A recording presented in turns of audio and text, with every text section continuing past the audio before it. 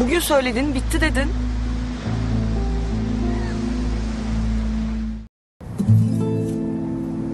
Kıvırcığım bak bu sefer her şey çok güzel olacak ya. İnşallah Çağla göz. İnşallah. Eniştelerin hası geldi ya. İyi akşamlar. Hoş geldin enişte. İyi akşamlar dedin de enişte. İyi akşamlar bak.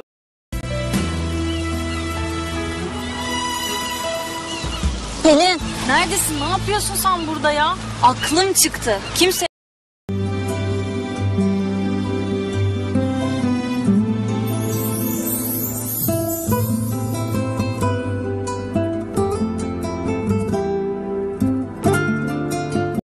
Arkadan şöyle hafifçe toplasak.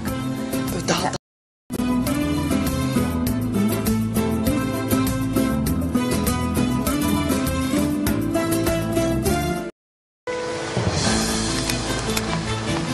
Ne oluyor ya? Yasak kalacağız. Neyi alıyorsunuz? Hadi zorluk çıkarma. Ya bıraksana tezgah manyak. Ağzını topla bak genç kız sırayı oluyor. Bırakın tezgahı.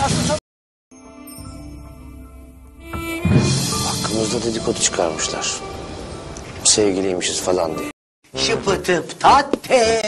Oğlum ben niye kız oldum ya? Sen Ayşegül'sün, sus. Ya rica edeceğim bana Ayşegül deme kardeşim ya. Aranızda konuşmayın.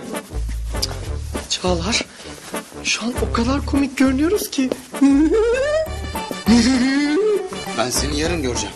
Dans etmeye çalışırken o zaman daha komik olacağız.